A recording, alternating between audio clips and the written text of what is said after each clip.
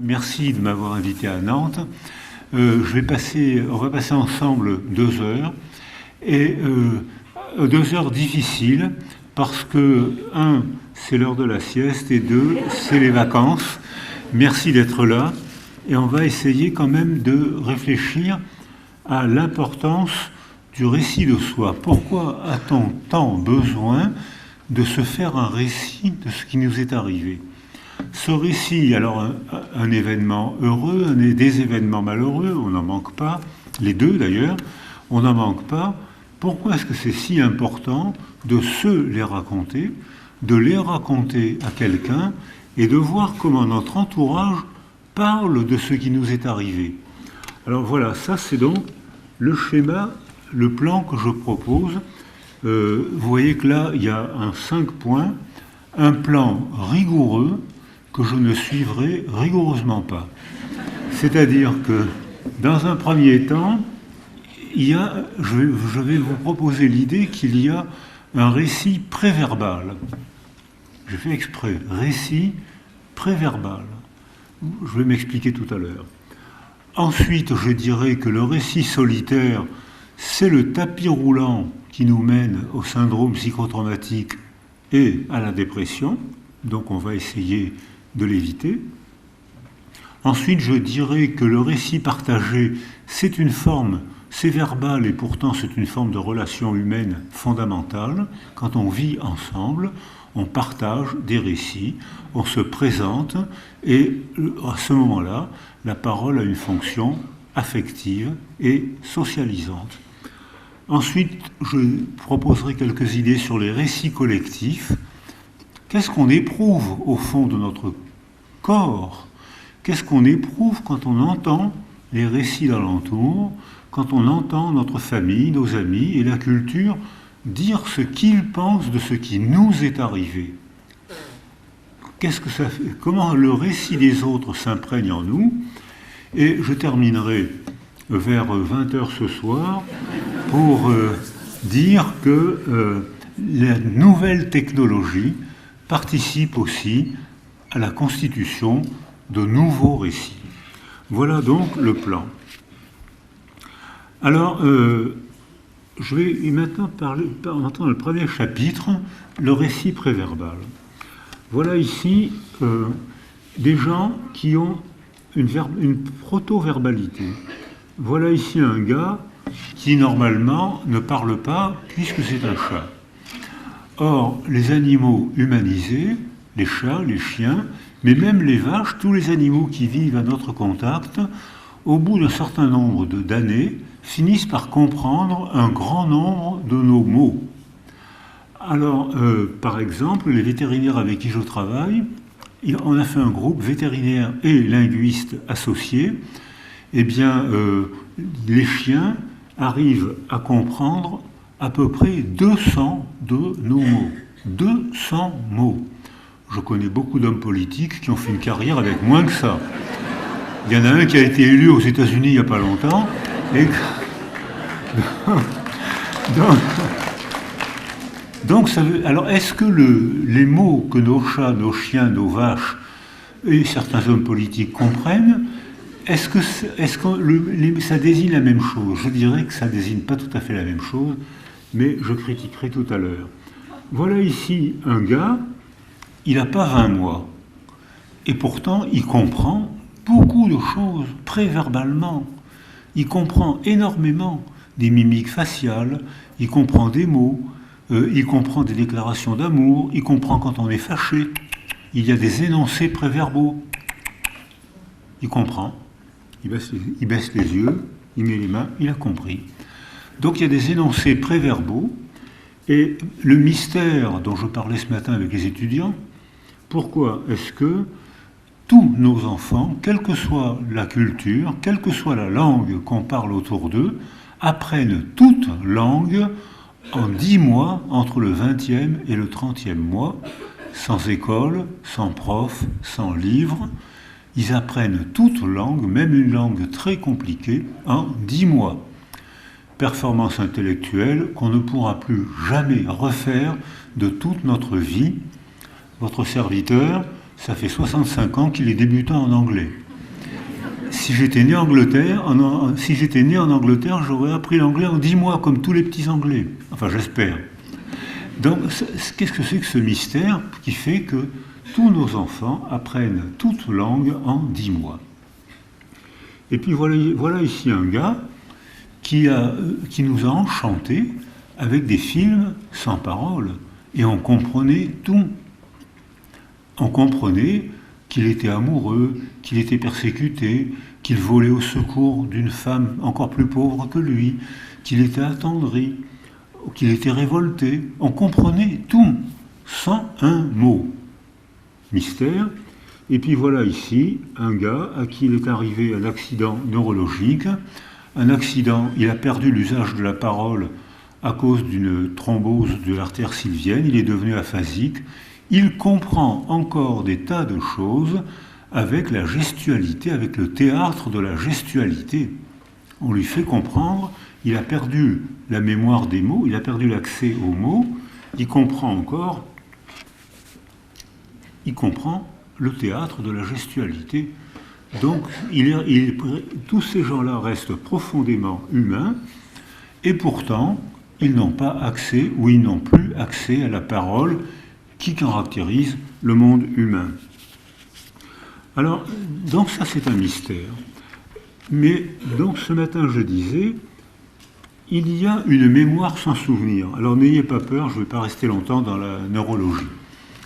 Mais il y a une mémoire sans souvenir. C'est-à-dire que maintenant, avec la neuroimagerie, on sait que lorsqu'un événement arrive pour un bébé ou pour nous, ou pour une personne âgée, lorsqu'un événement arrive, ça laisse une trace dans le cerveau, une trace que maintenant on sait photographier, c'est la neuroimagerie, et on n'a aucun souvenir de l'événement. Mais notre cerveau, lui, garde une trace de l'événement. Ce qui veut, on le photographie, le circuit des informations, une fois si c'est un choc émotionnel intense, plusieurs fois si c'est un choc émotionnel pas intense, et on voit se tracer un circuit cérébral qui fait que on a une trace dans notre mémoire, on a une trace dans notre cerveau, et que pourtant on n'a aucun souvenir. Alors c'est l'inconscient, ce qu'on appelle l'inconscient cognitif. Alors la première fois que j'ai employé l'expression d'inconscient cognitif dans un milieu de psychanalystes, j'ai provoqué 3 crises d'épilepsie et 2 tentatives d'assassinat. Mais maintenant, c'est parfaitement rentré dans nos mœurs. Il y a l'inconscient cognitif qui représente... Yves Agide, qui est un grand nom de la neurologie, dit l'inconscient cognitif, c'est 99% des informations.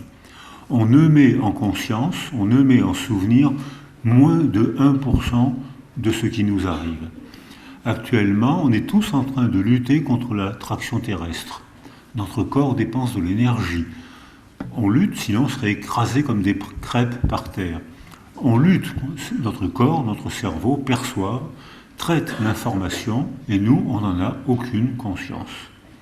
Et c'est le cas de 99% de toutes nos informations. N'arrivent en conscience, ne font souvenir que moins de 1% de toutes les informations. Et ce 1% est fondamental parce que ce 1% constitue notre mémoire de soi. Je suis celui qui a connu telle situation. Je suis celle qui a connu tel traumatisme, triomphé de telle épreuve. Donc ce presque rien dans notre mémoire, ce presque rien nous constitue. Et c'est ce qui fait notre conscience, mais toute une autre part est organisée par notre préconscience, proto-conscience. Alors voilà, donc dans la mémoire préverbale, si un enfant est isolé précocement, au moment où son cerveau, les neurones de son cerveau synaptisent, c'est-à-dire envoient des connexions entre les neurones, 200 000 connexions par minute pendant les premières années. C'est-à-dire que, à ce stade de notre développement, nos bébés, ou nous, quand on était bébé, ont circuité notre cerveau avec toutes les informations du milieu. On n'en a aucune mémoire. On n'a aucune mémoire de nos premières années. On n'a aucune mémoire des années où notre cerveau a été circuité par le milieu. Vous avez bien entendu. Et c'est le cerveau, quand j'étais étudiant en médecine et en psycho, on nous apprenait que le cerveau était dans sa boîte crânienne. Mon œil, il est dans sa boîte crânienne, et pourtant, il est en relation constante avec le milieu, si bien que notre cerveau est sculpté par notre existence.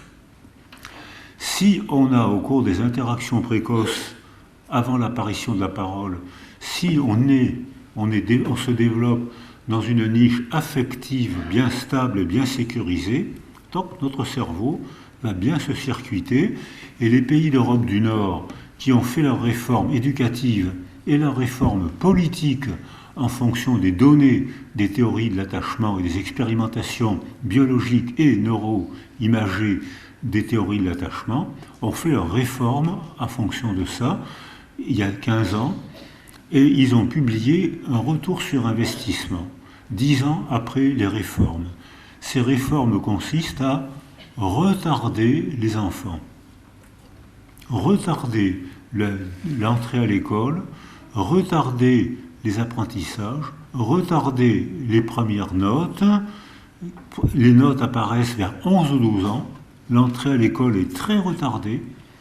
Les premières notes apparaissent à 11 ou 12 ans. Bilan de l'UNESCO, l'évaluation PISA, vous savez, l'évaluation scolaire, bilan, pays d'Europe du Nord, médaille d'or. C'est eux qui obtiennent les meilleurs résultats. Les enfants qui sont retardés à 8-10 ans sont médailles d'or à l'âge de l'évaluation à 15 ans. Alors que nous, on a la politique contraire. Et les pays asiatiques ont une politique encore plus contraire, parce que j'ai travaillé au Japon et en Chine l'hiver dernier, et j'ai été stupéfait par la minorité de Japonais et de Chinois qui font des performances intellectuelles stupéfiantes, mais j'ai aussi été stupéfait par le nombre d'enfants largués, parce que c'est un sprint constant. Et beaucoup de Japonais m'ont dit, l'école chez nous est devenue une nouvelle forme de maltraitance.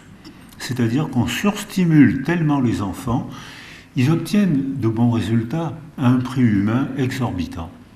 Suicide, psychopathie, troubles psychiques, troubles développementaux. Et ils sont bons, mais ils ne sont pas meilleurs que les Finlandais ou les Norvégiens qui ont la politique opposée.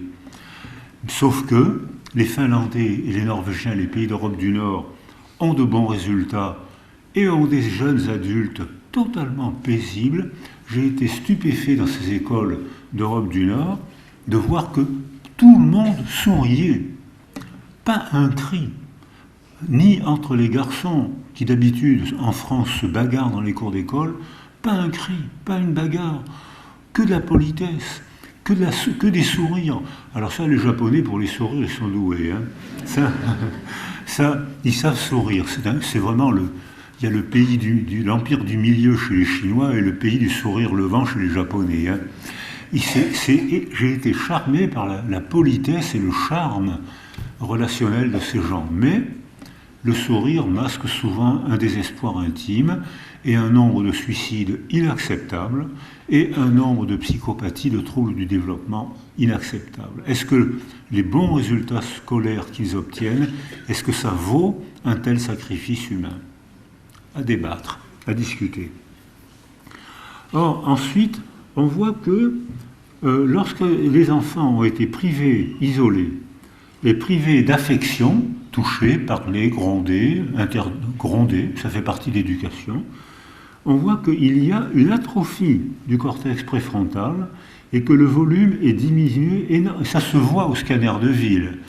Là, je parle de résonance magnétique, c'est-à-dire d'outils très pointus, de capteurs techniques très pointus, très coûteux, mais au scanner de ville, on le voit sans difficulté. Hein. S'il y a des médecins neurologues dans la salle, l'atrophie bifrontale par carence affective, Ça se voit dans la vie quotidienne.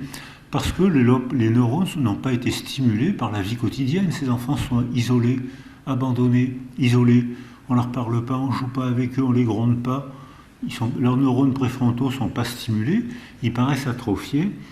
Et une des fonctions du lobe préfrontal, c'est d'inhiber l'amygdale rhinencéphalique, c'est-à-dire une amande de neurones qui est ici, et qui est le socle neurologique des émotions intenses, insupportables.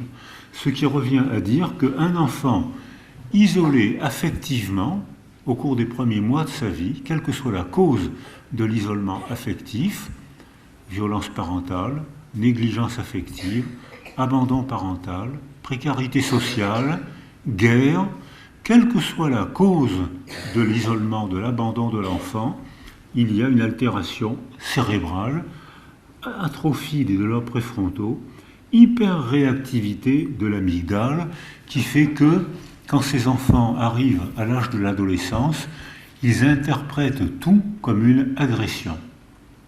Qu'est-ce que tu as à me parler comme ça? Pourquoi tu me regardes comme ça? Ben, je te regarde pour te dire bonjour. Pourquoi tu me parles comme ça? Tu me manques de respect. Ben, non, je ne te manque pas de respect. Quand on est humain, on se dit bonjour, on se parle comme ça.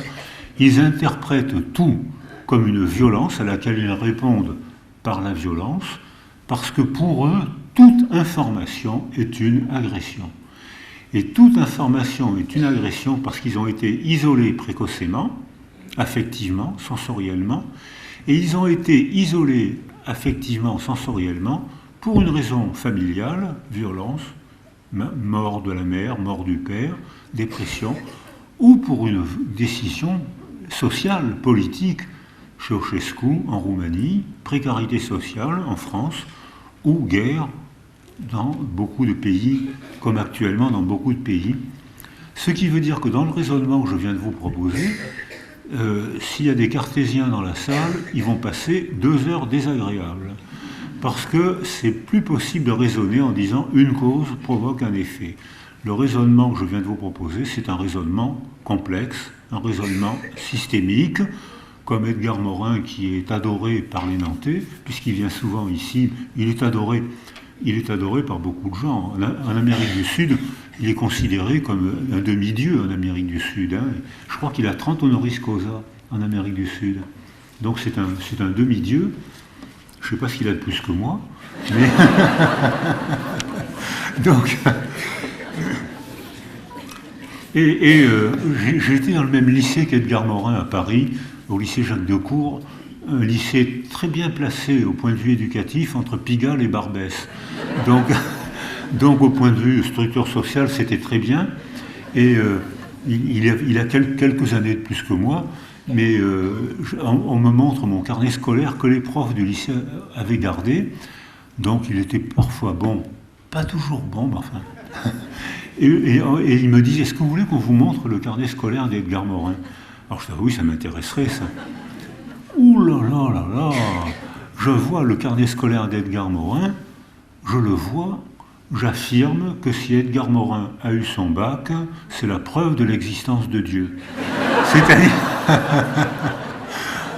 Il n'y a pas d'autre explication rationnelle.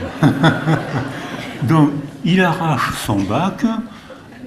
Et puis, il rencontre Marguerite Duras, qu'il fait rentrer dans sa bande de Saint-Benoît, de la rue Saint-Benoît, et là, réveil psychique, Robert Antelme, David Rousset, Marguerite Duras, il prend le goût de la lecture, il rentre, il fait des études, et c'est devenu l'esprit gigantesque qu'on connaît, et qui est en train de métamorphoser nos manières de penser. Et c'est cette manière de penser que je suis en train de reprendre et de vous proposer. Donc, on ne peut pas raisonner en termes de une cause. Une cause provoque un effet. C'est une convergence de causes qui provoque un effet, l'aggrave ou le réduit. On est loin de Descartes, là. Hein. On est dans la pensée complexe. Alors, voilà ici, je reprends ce qui s'est passé, c'est-à-dire des enfants anaclytiques, comme je l'ai vu en Roumanie, mais je l'ai vu en Colombie, je l'ai vu en France aussi. Hein.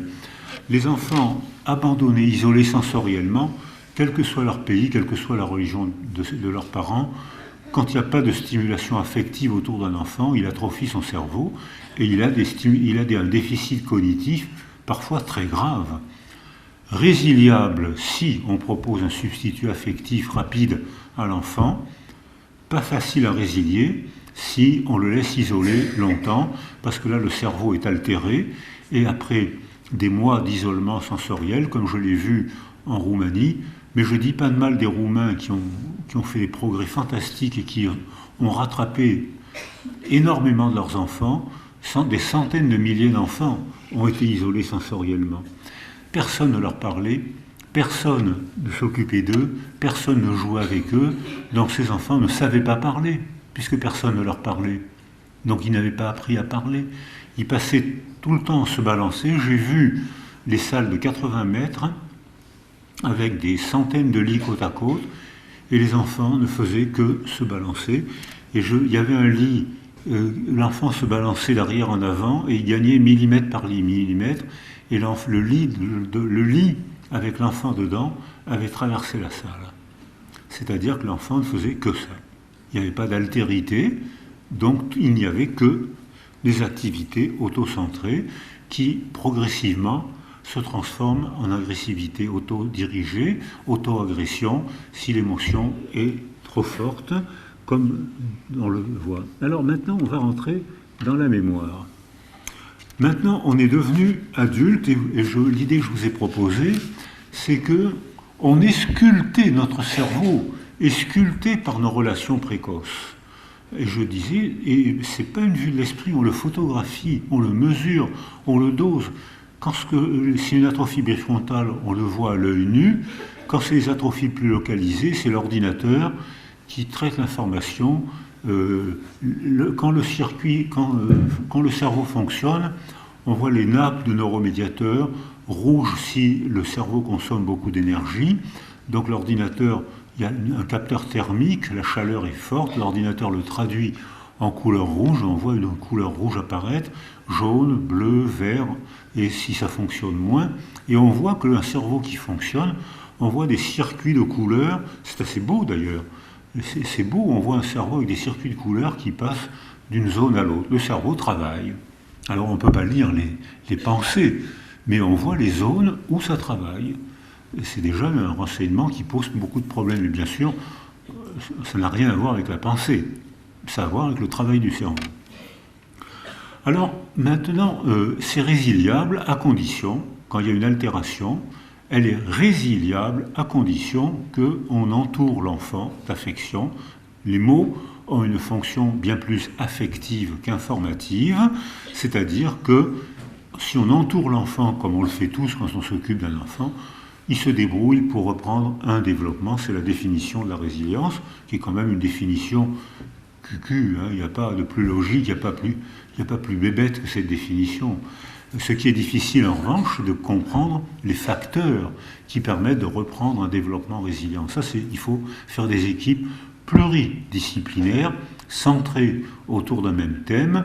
Et comme Martine Lanibel y a participé, Manuela est venue aussi. Elle est venue à Paris. Hein. On a des disciplines différentes, on garde notre spécialité, mais chacun entend la spécialité de l'autre. Il n'a pas acquis sa compétence, mais il entend. Il y a des neurobiologistes de top niveau qui travaillent avec nous, et qui, s'ils étaient restés seuls dans leur laboratoire, auraient toujours méprisé les linguistes ou les psychanalystes, puisqu'ils auraient été convaincus que seule la neurobiologie était importante. Et ils ne deviendront jamais psychanalystes, mais ils savent que la psychanalyse existe, ils savent que la linguistique existe, et ça va leur faire perdre leur aspect sectaire qu'on a tendance à nous enseigner dans les universités. Et à l'inverse, beaucoup de psychologues ou beaucoup de linguistes vont apprendre que la neurobiologie existe, qu'elle n'explique pas tout de la condition humaine. Il est même évident, nécessaire de dire que la neurobiologie existe, mais que ce n'est qu'une part de la condition humaine, parce que sinon on va leur laisser tout le pouvoir explicatif, et une théorie qui est totalement explicative, une théorie qui se prétend totalement explicative, est une théorie totalitaire. Je suis en train de préparer ma conclusion de tout à l'heure.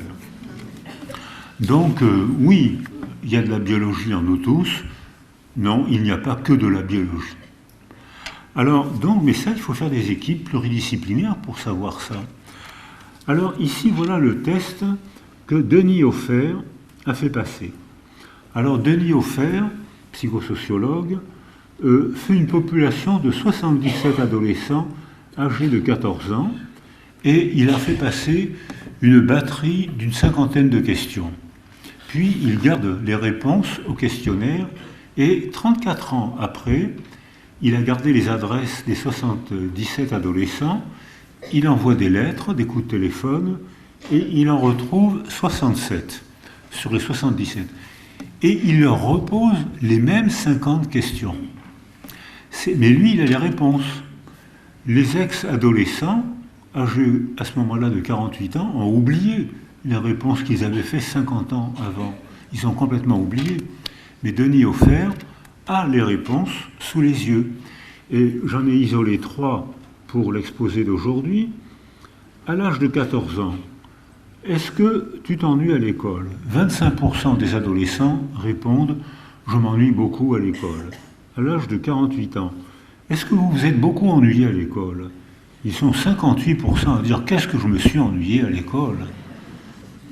Est-ce que tu es populaire à l'école? À l'âge de 14 ans, 25% disent « Oui, ça va, j'ai des copains, des copines, je me débrouille ». À l'âge de 48 ans, ils sont 53% à dire « Qu'est-ce que j'étais populaire à l'école? Les femmes étaient folles de moi, donc je n'avais que des amis. » Il commence l'exposé où il y avait encore des punitions corporelles étaient autorisées à l'école, et c'était l'époque où les enseignants avaient le droit de battre les enfants. Alors il y a des gens dans la salle qui, comme moi, qui sont de la qualité d'avant-guerre, et on disait ça des camemberts, vous vous rappelez la qualité avant-guerre.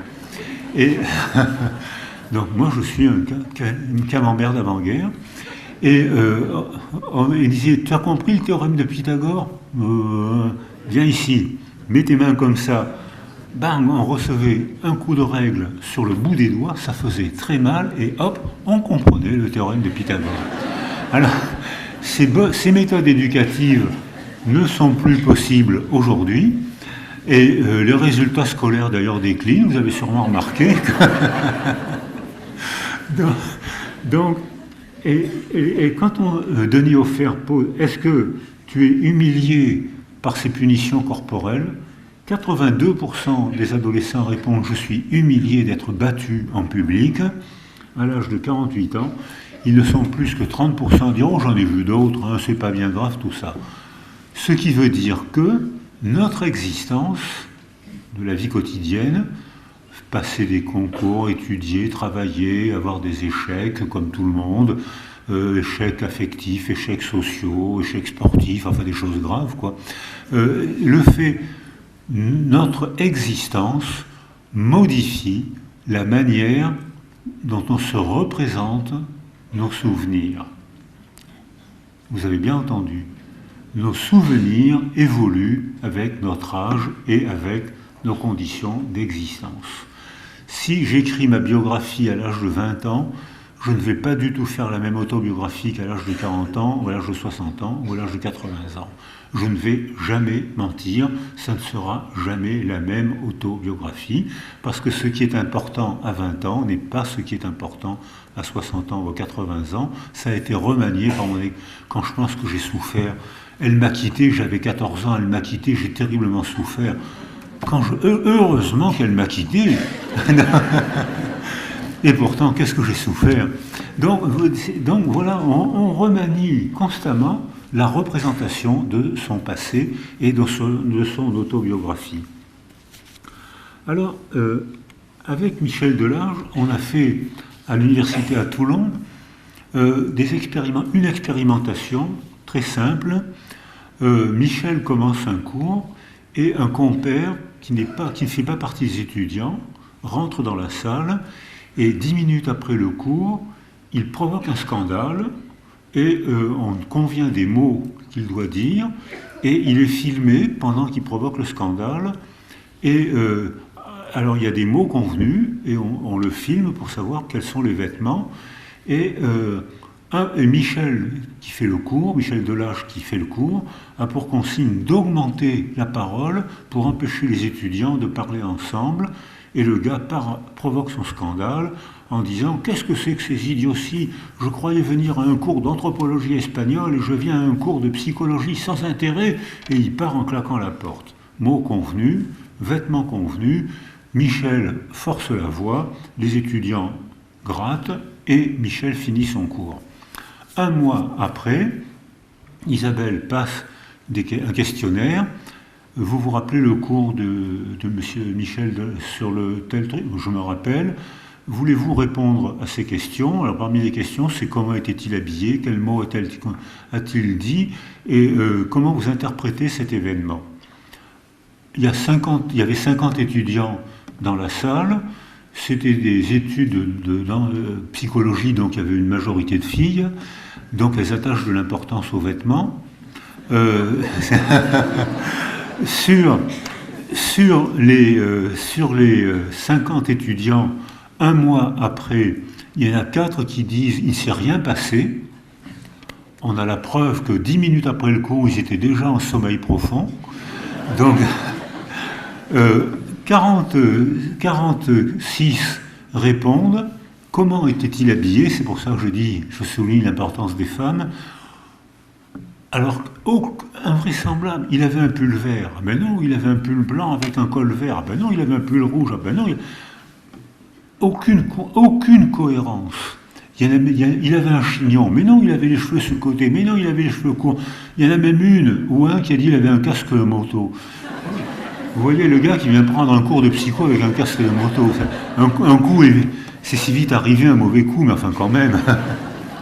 Alors, comment expliquer ça? Et alors, surprise, les mots avaient été mieux retenus que les images. Contrairement à ce qu'on avait prédit, on s'attendait à ce que les images soient mieux retenues que les mots, et ça a été le contraire. Je ne sais pas l'expliquer.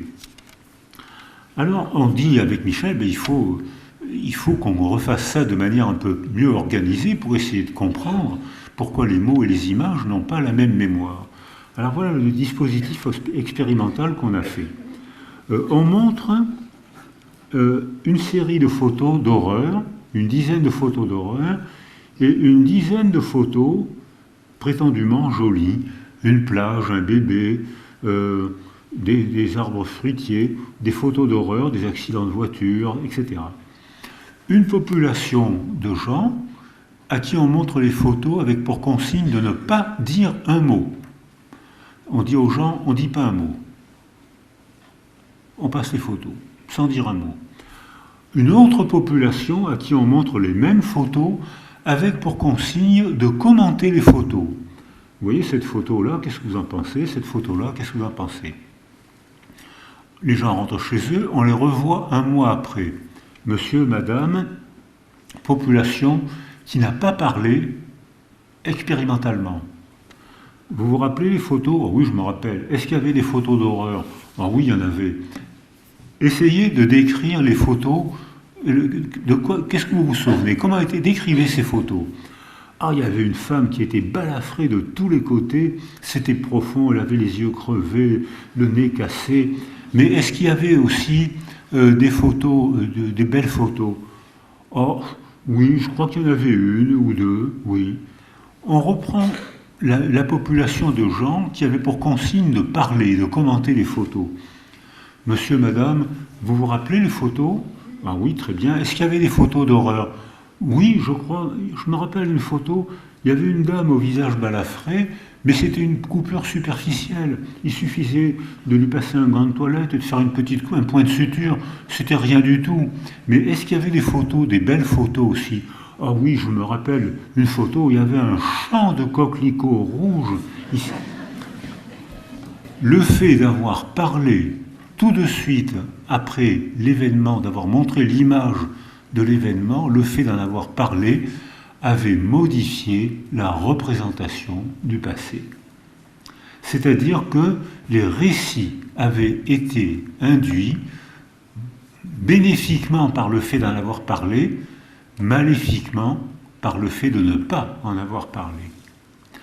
Alors là, on a un petit dispositif expérimental qui nous permet de proposer l'idée que quand on a été vulnérabilisé par un accident de la vie, un trauma, un isolement affectif, une perte réelle qui nous a fait réellement souffrir, dans le réel, le coup, on l'a reçu, la blessure, on l'a reçu, l'orphelinage, la guerre, la précarité sociale, on en a souffert dans le réel.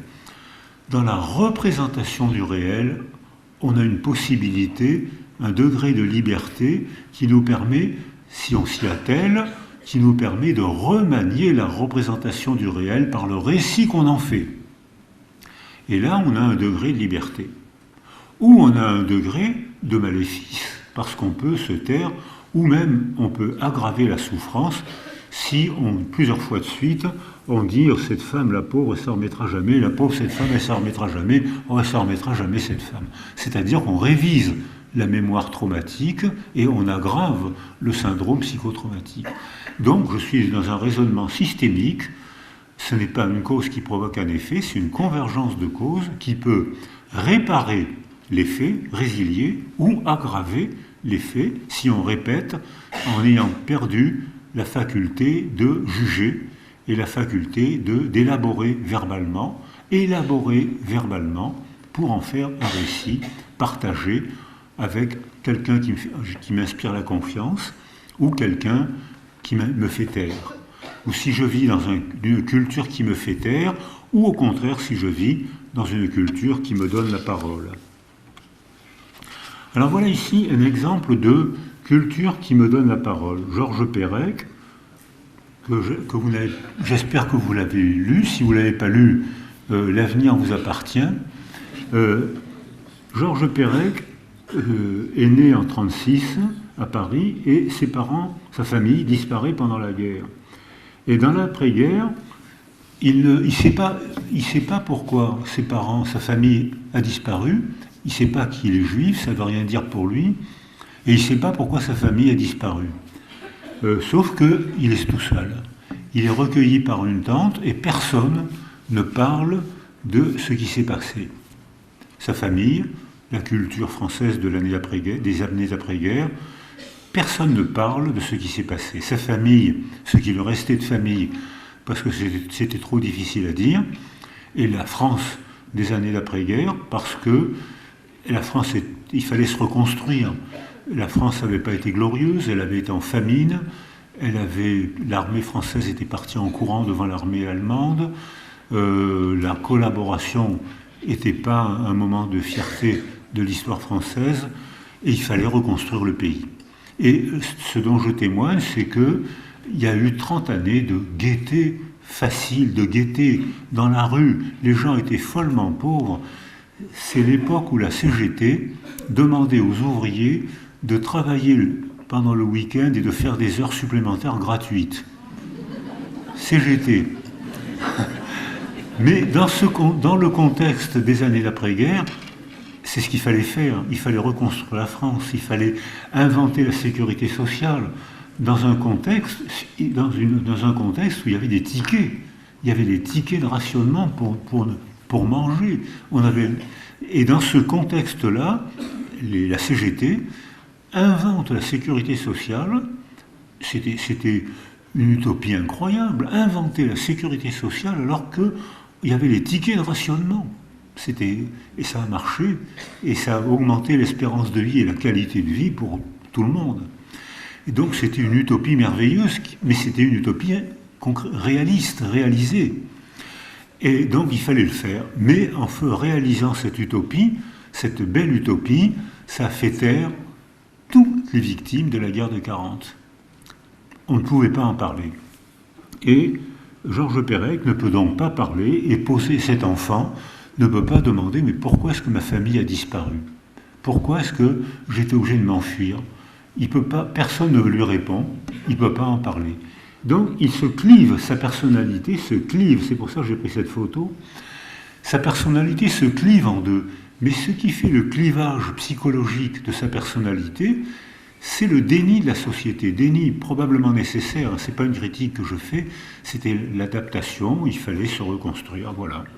Après 4 années de désespoir, même plus, il fallait faire ça, ce qui a fait taire les victimes. Donc on a surcoté les résistants, il y en a eu 220 000 en France, hein. Merci les résistants, mais c'était pas 40 millions, c'était 220 000, mais enfin 220 000 c'est une armée importante, et les films, les romans, glorifiaient les résistants, et il y avait Noël, un père tranquille, ça parle, Noël, le père tranquille, c'était un gars, tous les Français avaient été résistants, et vous croyez que Noël, vous croyez qu'il n'a pas fait la résistance, ben détrompez-vous, il a résisté en secret. Et c'était le thème du film, et probablement que culturellement il fallait faire ça, pour redynamiser les Français, leur redonner un peu l'estime de soi, mais ça a fait taire les blessés, quels que soient les blessés, que ce soit les blessés de la guerre de 40, que ce soit les Juifs survivants de la Shoah, que ce soit ensuite, il y a le même phénomène pour la guerre d'Algérie, il y a le même phénomène pour les Arméniens, le génocide arménien. C'est adaptatif, mais cette adaptation peut-être nécessaire fait taire les blessés et les coupe en deux, parce qu'ils ne peuvent pas faire un récit entier d'eux-mêmes. Ils ne peuvent pas dire en entier, ils ne peuvent dire que ce que vous êtes capable d'entendre. Ce que vous n'êtes pas capable d'entendre, parce que vous le déniez, eh bien ils le taisent, et ça fait une crypte, donc ça fait un clivage de la personnalité. Et ce clivage de la personnalité explique en partie les troubles transmis aux enfants. Parce que les enfants de la génération de Pérec ont eu des parents parfois parlants, racontant, sécurisant et tout d'un coup angoissant. Maman, j'aime bien ma mère, elle me sécurise, je m'attache beaucoup à elle, mais quand je lui dis mais pourquoi est-ce que tu ne me parles jamais de ton pays d'origine? Pourquoi est-ce qu'il n'y a que il y a tant de tantes ou d'oncles dont tu ne parles jamais? Ce silence désigne quoi?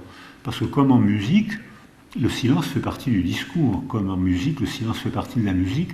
Et dans nos récits aussi, le silence est important. Mais là, il y a un énorme trou silencieux. Qu'est-ce qui désigne ce trou?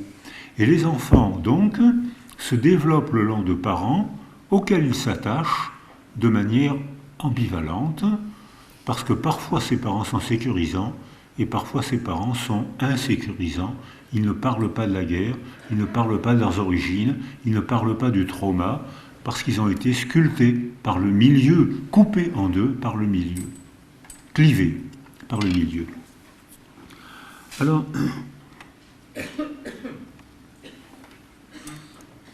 mystère. Voilà.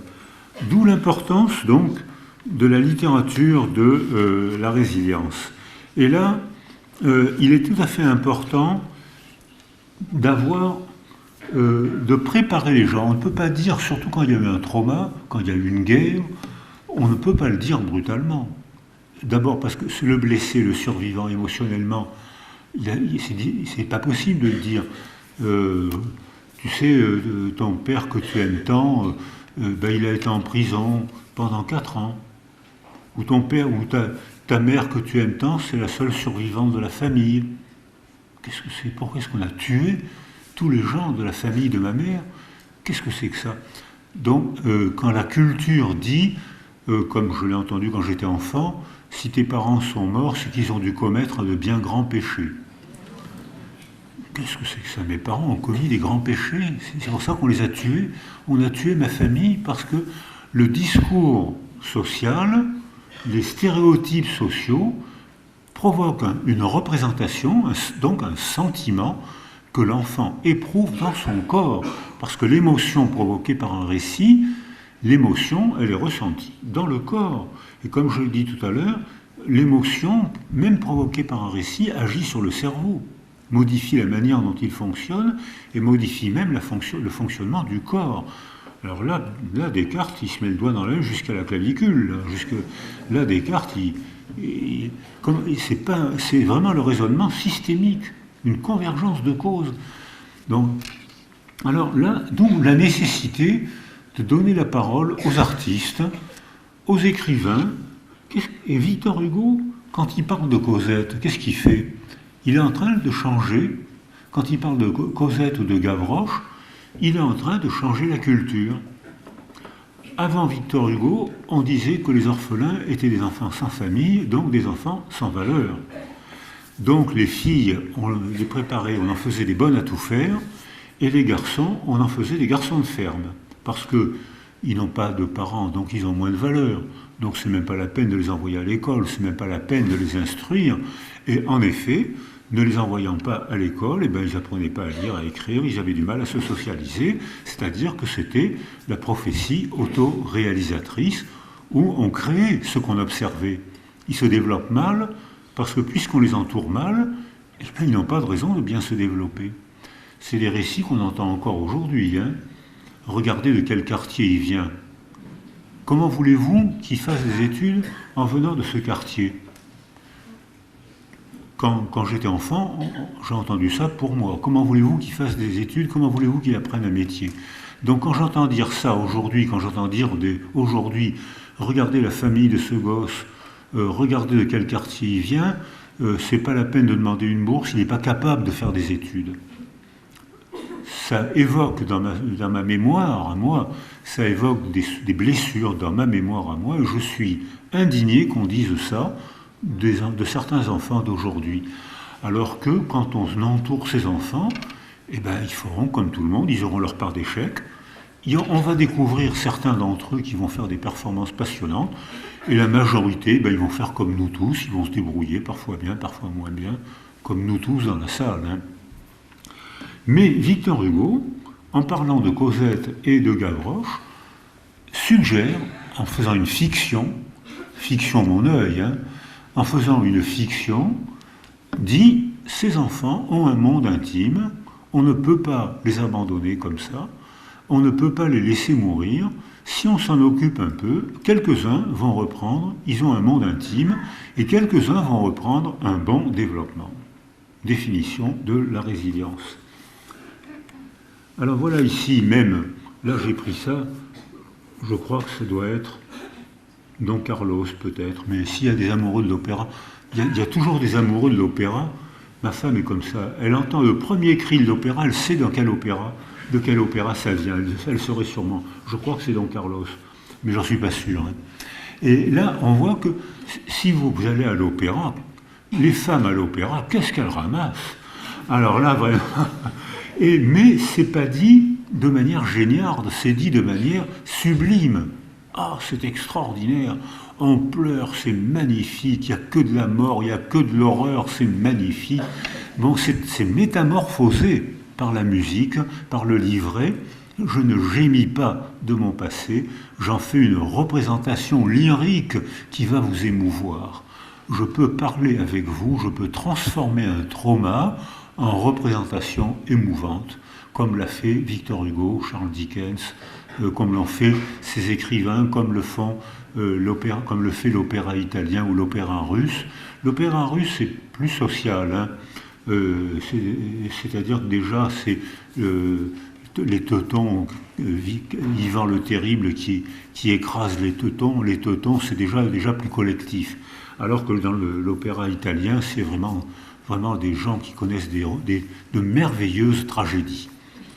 Alors, on voit que finalement, la manière de parler maudit d'un trauma autour de soi, les récits d'alentour modifient la manière dont le blessé éprouve son trauma.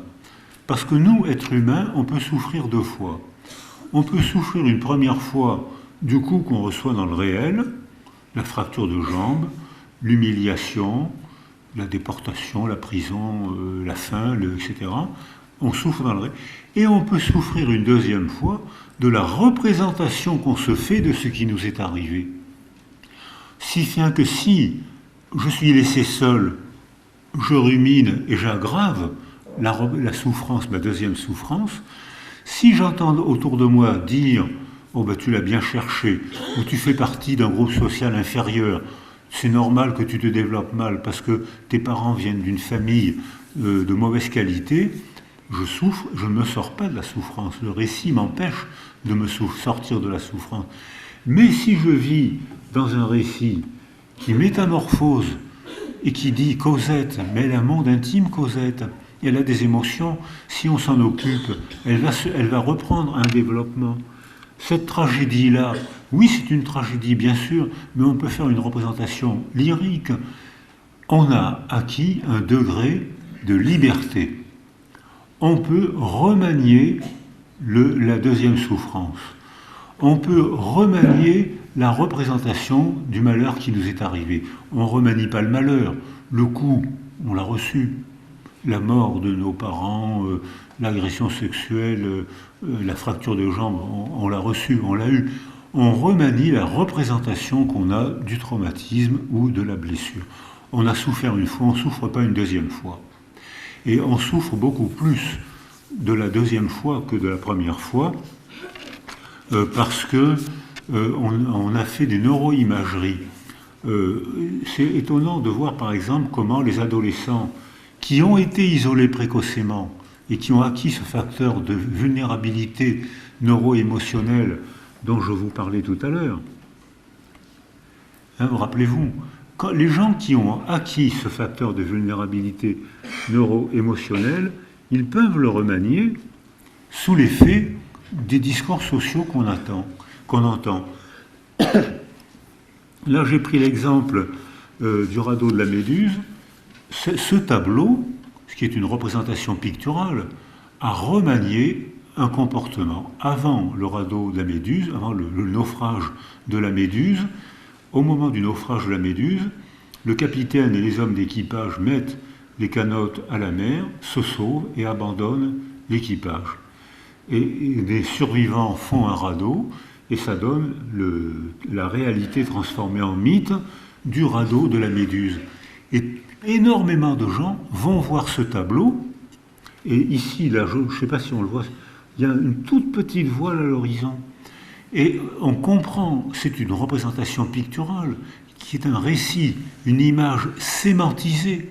C'est une image qui dit, ces gens, ces hommes, ces femmes innocents meurent sur le radeau de la Méduse parce que les professionnels les ont abandonnés, les ont lâchés. Et ça provoque un scandale, ce tableau-là provoque des récits, provoque un scandale et rentre dans la culture une nouvelle opinion. Quand il y a un bateau fait un naufrage, le professionnel, le capitaine et l'équipage doivent d'abord s'occuper des passagers. Et ensuite, le capitaine quitte le bateau le dernier. Et ça a été un changement comportemental, ça a été un changement dans la culture. Le tableau pictural, provoquant des récits, provoquant des débats, a changé la morale et l'occupation de ces récits. Et alors voilà, ça. Donc je vais 5 minutes avant les questions. On sait que les êtres humains, monsieur et madame Sapiens,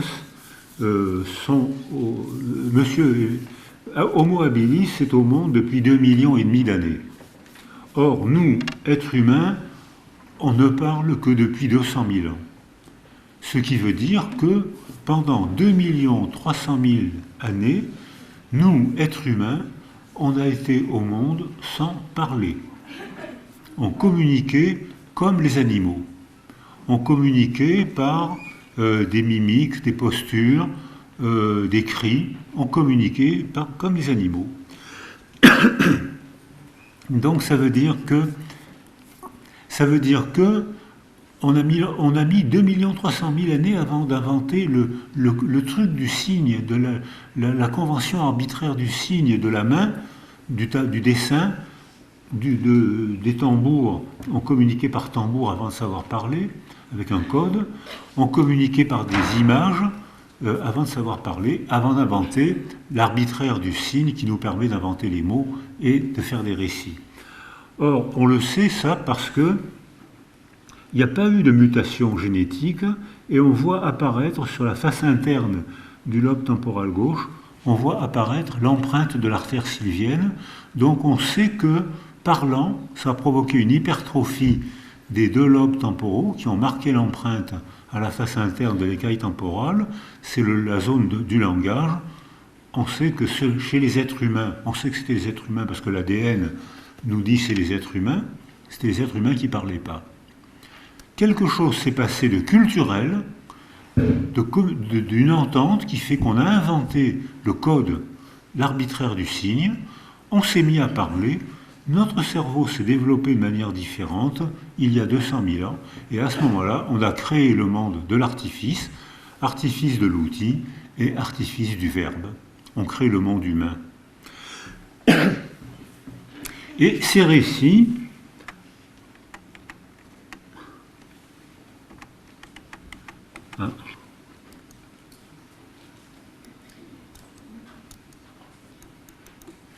voilà. Et ces récits sont métamorphosés parce que quand l'imprimerie a été... Alors, je vais terminer mon exposé en parlant de la manière dont l'écriture a modifié notre manière de se représenter le monde. Parce que l'écriture aussi, c'est un récit. Il y a, on va dire, 3000 ans, à ce qu'on appellerait aujourd'hui l'Irak, c'est-à-dire Sumer, on ne sait pas qui, invente l'écriture sumérienne.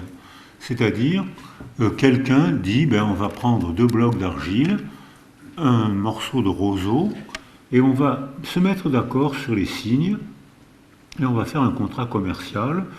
J'échange un chameau contre 2 chèvres et 3 kilos de bananes. Enfin, j'invente un truc.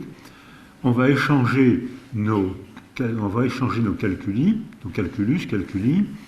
et j'aurai la preuve d'un contrat. On le fait sécher l'argile au soleil, et ça y est. Et ça veut dire qu'en inventant un arbitraire du signe écrit, on matérialise la pensée. On lui donne le fait d'écrire, donne une impression de matérialité supérieure à la vocalité. On dit les paroles s'envolent, les écrits restent. Et probablement, c'est parce que l'écrit est presque plus matériel, alors qu'en fait, l'écriture représente un monde totalement absent, mais on a la trace écrite, matérielle. Ensuite, on a l'invention de l'imprimerie. Alors là, je retrouve la pensée complexe, c'est-à-dire que l'imprimerie, invention technologique élémentaire, 2 best-sellers. Premier best-seller, la Bible. Deuxième best-seller, le marteau des sorcières. Comment torturer quelqu'un pour obtenir une conversion sincère au christianisme? J'ai été en Colombie il n'y a pas longtemps, ou à Carthagène, où il y avait l'inquisition chrétienne, et j'ai vu les instruments de torture facilités par l'imprimerie pour obtenir la conversion sincère des Indiens. Je peux vous assurer que je comprends, quand on voit les instruments de torture, je peux vous assurer qu'on se convertit sincèrement au catholicisme ou à n'importe quoi. Donc, effet bénéfique, on va vivre ensemble. Effet bénéfique, j'habite à Toulon, port de guerre, où il y a des marins, moins qu'à Nantes, mais il y a des marins aussi. D'ailleurs, il y a beaucoup de gens qui viennent de Nantes et de la région qui font une carrière militaire, mais vous savez où ils prennent leur retraite? À Toulon. Donc, on retrouve les archives des militaires, et on retrouve, avant l'invention de l'imprimerie, le seul maître, il y avait des rapports de dictature indiscutables, parce que le seul maître à bord après Dieu, c'était le capitaine. Pour une raison bien simple, c'est qu'on ne pouvait pas se révolter contre le capitaine. Si on le balançait par-dessus bord, tout le monde mourrait, puisque c'était le seul à savoir faire le point. Et dès l'instant où l'imprimerie est inventée, un homme d'équipage comprend rapidement comment il faut faire pour faire le point. Il a des feuilles, il hésite, il parle avec quelqu'un, il fait son travail scolaire, il apprend sans peine comment il faut faire le point. Dès que le savoir est partagé, on peut balancer si le capitaine est dictatorial, on peut le balancer par-dessus bord.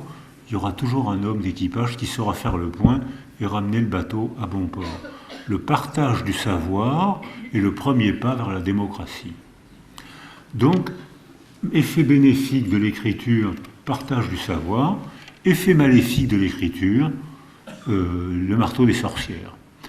Même raisonnement pour Internet aujourd'hui, effet bénéfique pour Internet, en temps réel, on arrive à savoir des choses stupéfiantes. C'est de la magie. C'est de la magie. Je me souviens que quand j'étais interne, il y avait des gens qui prétendaient, c'était l'époque où les antibiotiques faisaient des prouesses. Ils sont bénéfiques, mais on en a trop donné et ils commencent à être moins efficaces. Mais dans les années 55-60, on donnait des toutes petites doses d'antibiotiques qui étaient prodigieusement efficaces. C'est comme ça qu'on a fait disparaître la syphilis. Maintenant, elle réapparaît parce que justement, il y a il y a d'autres facteurs, d'autres variables. Mais pendant un moment, on a vraiment cru qu'on avait fait disparaître la syphilis. Et puis maintenant, elle réapparaît. Or, on voit effet bénéfique. J'entends un prof dire la schizophrénie est donc d'origine bacillaire et c'est un traitement antibiotique qui va guérir la schizophrénie. Tous les jeunes psychiatres me disent « Mais qu'est-ce que tu racontes ?» Je dis « Mais oui, j'ai entendu le professeur Untel dire ça, des grands noms de notre discipline. Mais je ne te crois pas. C'est pas possible qu'un tel ait dit qu'un antibiotique allait guérir la schizophrénie. C'est pas possible. » Je tape sur cette redoutable machine et je vois presque en temps réel apparaître les publications du gars prouvant que il avait bien, je vois apparaître en temps réel, mais je vois en même temps apparaître sur ces machines qui sont des boîtes à ordures.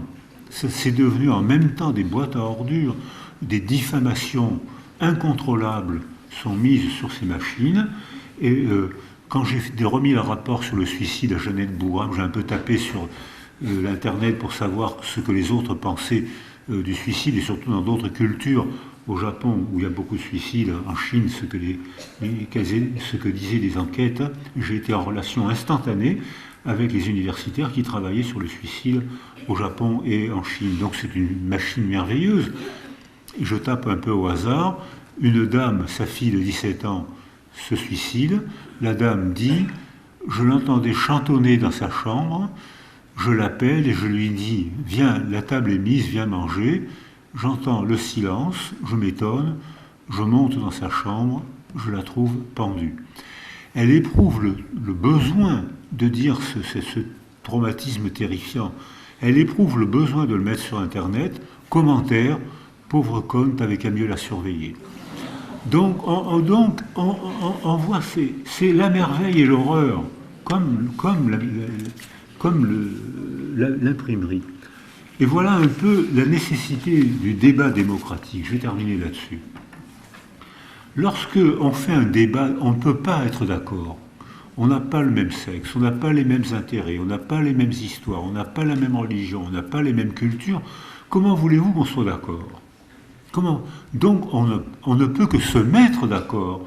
On ne peut pas tous voir la même vérité, on ne peut pas tous voir le même monde, on n'a pas le même développement, on n'a pas les mêmes origines, on n'a pas la même histoire, on est tous façonnés, structurés, sculptés par des développements et des histoires différentes. Comment voulez-vous qu'on soit d'accord sur une seule vérité ? On ne peut que se mettre d'accord, écoute, on partage la même langue, la même culture, les mêmes territoires, les mêmes intérêts, on va se mettre d'accord, et donc la nécessité du débat démocratique. Mais ça, ce n'est pas un débat démocratique, c'est un langage totalitaire. Il n'y en a qu'un qui a la vérité, et il va imposer sa vérité, et tous ceux qui ne seront pas d'accord seront déportés, rééduqués, torturés, excommuniés. C'est le langage totalitaire. Et ça existe, et un très grand nombre de dictateurs ont été élus démocratiquement. Et encore aujourd'hui, au Proche-Orient, un très grand nombre de dictateurs ont été élus démocratiquement, et j'espère que ça ne va pas nous arriver. Donc voilà ici le langage totalitaire. Donc je vais terminer quelques-uns. Voilà ici, l'idée que je vous propose, c'est qu'il faut distinguer ce qui est dans le réel, et là il faut des scientifiques pour traquer le réel avec des méthodes scientifiques, et il faut distinguer ce qui est dans la représentation du réel, où là on a un degré de liberté, donc de responsabilité. Donc là on peut agir par nos récits, par nos représentations, pour remanier le réel intentionnellement, pour vivre ensemble. Alors là je me suis photographié, et pour vous dire que je me vois dans le réel à peu près comme vous me voyez, mais j'ai réussi aussi à photographier la représentation que je me fais de moi, l'idée que je me fais de moi, et cette idée, la voilà. Merci de m'avoir écouté.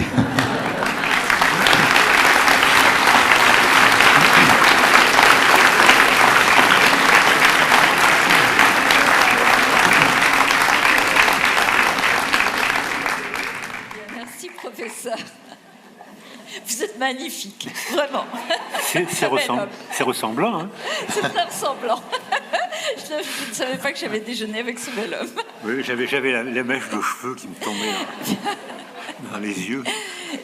Nous avons un temps pour les questions, donc réflexions et autres interventions, peut-être autres que sur la plastique de Boris Cyrulnik. Quoique. Alors, monsieur.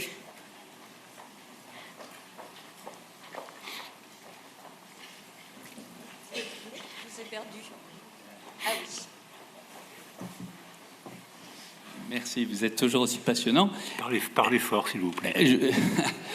J'ai un micro pourtant et j'ai une voix forte.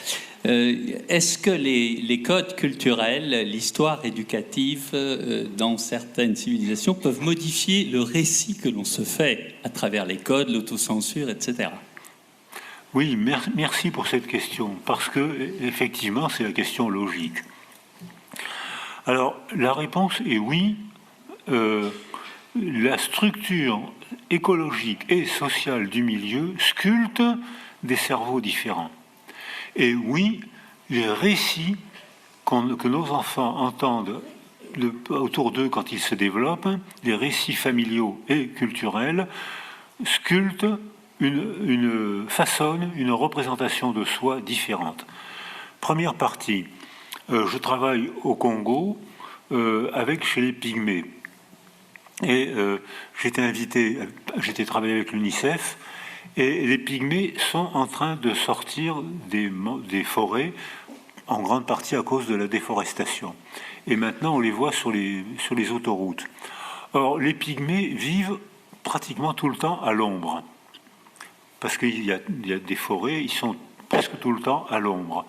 Mais donc, ils sont petits parce que la base de leur cerveau n'est pas stimulée, les hormones de croissance sont moins stimulées, et depuis qu'ils sortent des forêts, ils reçoivent plus le soleil, le diencéphale, c'est-à-dire la base du cerveau, est stimulée, ils augmentent la sécrétion des hormones de croissance, et les Pygmées, en une génération, ont grandi de 20 à 30 cm. On voit la même chose d'ailleurs chez les femmes chinoises, où maintenant les femmes chinoises, les mères ou les grands-mères étaient toutes petites avec les jambes tordues à cause du rachitisme et parce qu'on mettait les petites filles au travail dès l'âge de 7-8 ans. Et maintenant, vous avez des Chinoises d'1,80 m avec des longues jambes droites parce qu'elles vont à l'école et parce que les conditions sociales et elles sont assises, alors que quand une petite fille ou un petit garçon travaille dès l'âge de 7-8 ans, les cartilages de conjugaison sont tassés et pour peu qu'ils soient un peu rachitiques, ils arrêtent la croissance de leurs jambes. Donc la morphologie, l'anatomie est la conséquence de la structure écologique et les sculptures cérébrales sont différentes aussi. Les Pygmées vivant à l'ombre étaient tout le temps à l'affût des mouvements des feuilles parce que c'est dans les feuilles qu'ils trouvaient le gibier. Quand une feuille bouge comme ça, c'est qu'il y a un singe. Ils mangent les singes. Ils mangeaient les singes. Donc, ils avaient des sarbacanes ou des flèches et ils voyaient le moindre mouvement de feuilles que ne voient pas les Bantous et que votre serviteur était loin de voir. Hein. Et eux, ils percevaient le mouvement des feuilles et ils savaient une sémiologie presque de la feuille et ils savaient quel animal était derrière la feuille. Ils tiraient avec la sarbacane, avec une flèche empoisonnée, et ils avaient un singe ou un animal à manger. Je vais travailler chez les Inuits au nord du Québec. Là, il n'y a pas d'arbres.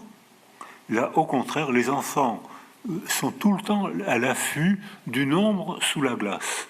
Parce que si une ombre passe sous la glace, c'est que c'est un poisson qui va, ou bien c'est un phoque qui s'apprête à sortir. Et j'ai vu un petit garçon, une ombre passe sous la glace. Le petit garçon de, je sais pas, 10 ans, part comme une flèche sur un trou qui était par là. Il devance le phoque qui sort et il lui plante les doigts dans les yeux et il sort le phoque il l'avait vu sous la glace, ce que votre serviteur n'avait pas vu.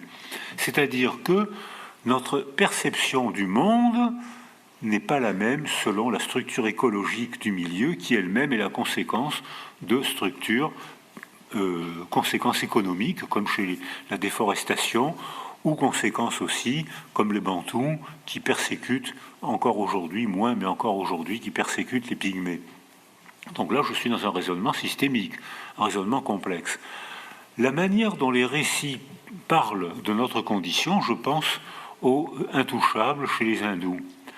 Alors même si actuellement il y a une sorte d'affirmative action chez les hindous, qui est mal prise d'ailleurs par l'autre indien, mais ça c'est leur problème politique, culturel, de savoir comment ils vont lutter contre les castes. Et chez les hindous, les enfants intouchables s'identifiaient au statut intouchable parce que les récits qu'ils entendaient, les récits d'alentour, leur disaient « vous êtes impurs, attention, ne vous baignez jamais en amont d'un aristocrate ou d'un prêtre, vous êtes impurs, vous risquez de les souiller. » Et j'étais avec un ami indien qui a fait fortune dans le cinéma de Bollywood, c'est comme ça que je l'ai connu, parce que maintenant il a une maison magnifique à Toulon et il continue à faire des films bollywoodiens qui sont des merveilles de naïveté, mais on se laisse prendre, tellement c'est mignon, c'est beau. Et il m'a, à un moment, je vais l'accompagne, et alors je ne comprends pas le langage des intouchables, mais les Indiens cultivés ont un très bel anglais, hein, que je comprends mieux que l'anglais des Anglais. Hein, et ils ont un très bel anglais, et à un moment, on va parler avec les intouchables, qui maintenant font des études, et un enfant d'intouchable, sa mère s'adresse à lui, et lui dit, et l'appelle « ma petite ordure adorée ». Ils avaient totalement intériorisé le statut d'intouchable dit par un récit. Et c'était devenu leur statut. Nous, dans notre famille, on est intouchable, on pollue les aristocrates ou les philosophes. Les philosophes sont une caste supérieure aux guerriers. Alors que chez nous, on a plutôt tendance à considérer que les philosophes sont en bas de gamme et que les guerriers et les industriels sont haut de gamme. Mais ça peut se négocier, hein, ça peut... donc voilà, donc pour enfin répondre en une phrase à votre question, notre cerveau est sculpté par notre milieu, qui lui-même peut être la conséquence de décisions écologiques ou économiques, et la représentation qu'on se fait de soi-même peut être déterminée par des récits d'alentour. Merci. Alors, monsieur, par où est-ce que je vais vous atteindre? Je fais le tour par là.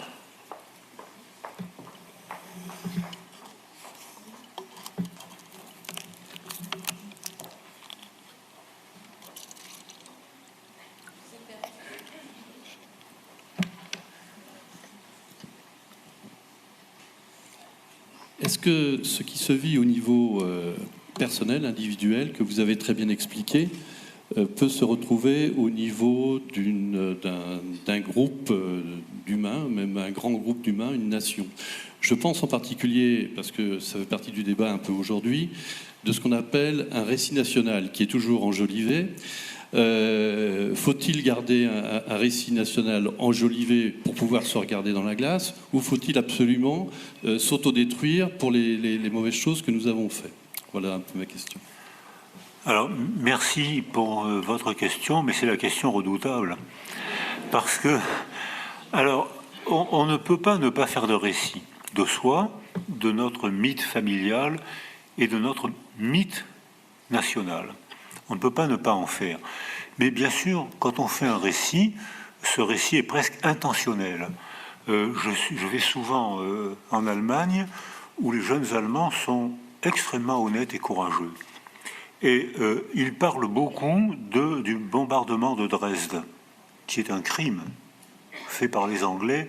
Les Français y ont un peu participé, mais surtout l'aviation anglaise qui a bombardé une ville magnifique où les Allemands avaient dit, la phrase c'était « il n'y aura pas un fusil à Dresde ».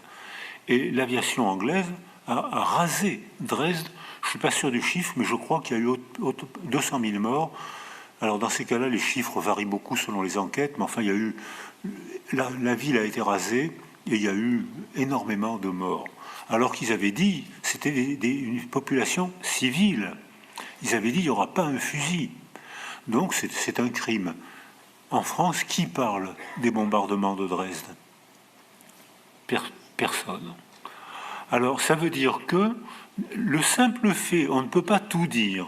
Et je disais aux étudiants ce matin, notre cerveau a une fonction de réduction et les récits qu'on fait ont une fonction supplémentaire de réduction supplémentaire.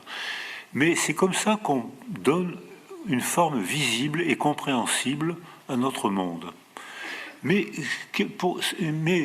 si on devait tout percevoir, on serait bombardé d'informations hétérogènes et on serait confus, on ne pourrait rien percevoir. C'est ce qui se passe après une intoxication cérébrale ou après un traumatisme crânien où notre cerveau ne peut plus sélectionner les informations et il est bombardé d'informations et notre monde n'a plus de forme et on ne sait plus comment se comporter. Même raisonnement pour les récits nationaux. Le récit national donne une forme. De préférence, c'est la forme de celui qui a pris le pouvoir, du parti politique qui a pris le pouvoir, et qui ne ment pas en choisissant certaines informations pour en faire un récit mythique qui revalorise l'estime de soi. On a besoin d'avoir une estime de soi, on a besoin d'un récit pour avoir une conduite à tenir et pour que notre monde ait une cohérence. Mais il faut savoir que dans une autre culture, dans un autre pays, dans un autre sous-groupe, on fait d'autres récits tout aussi authentiques et tout aussi vrais. Alors là, pour les philosophes cartésiens, dites-moi où est la vérité. Moi, je dis, je peux vous dire où est votre vérité. Mais dites-moi où est la vérité. En voilà un qui disait où était la vérité. Il y en a d'autres. Hein. J'ai pris actuellement, je disais ce matin, j'ai commencé ma vie en subissant un récit totalitaire. Et j'arrive au dernier chapitre de ma vie en voyant réapparaître un autre récit totalitaire. Donc, on a le droit d'avoir des religions différentes, c'est inévitable, puisque les anthropologues avec qui je travaille disent qu'aujourd'hui sur Terre, selon la définition qu'on attribue au mot religion, il y a actuellement sur Terre aujourd'hui entre 10 000 et 50 000 religions différentes. On a le droit. De toute façon, ça fait partie être religieux, ça fait partie de la condition humaine. La spiritualité fait partie de la condition humaine. Sur 7,5 milliards d'êtres humains sur Terre aujourd'hui, il y a 7 milliards d'êtres humains qui tous les jours vont dans un lieu de prière. Ça fait partie de la condition humaine, c'est donc totalement respectable. Mais ce qui est respectable aussi, c'est de dire que l'accès à la spiritualité fait partie de la condition humaine, la religion fait partie de la condition humaine, elle est inévitable, elle est nécessaire, elle est respectable. Ce qui n'est pas respectable, c'est que là, que ce soit une religion sacrée ou une religion profane, c'est que quand quelqu'un a l'armée ou la police et veut l'imposer aux autres, sachant que la principale arme du régime totalitaire, c'est pas l'armée, c'est pas la police, c'est la soumission au conformisme. Et que tous les gens dans cette salle qui ont subi un régime totalitaire savent que l'arme du régime totalitaire, c'est le conformisme. D'où la nécessité de Turlupin, d'où la nécessité de romanciers qui vont inventer, soi-disant, des romans scandaleux, d'où la nécessité de cinéastes qui vont provoquer des scandales eux aussi, et on ira leur dire qu'on n'est pas d'accord avec eux, on va s'engueuler, on ne sera pas d'accord, mais on va fabriquer de la culture. Alors que là, on fabrique que de la mort. On fabrique de la mort culturelle et de la mort physique. Il n'y a qu'une vérité. Voilà, je ne sais pas si j'ai répondu à votre question, mais je suis très content de ma réponse.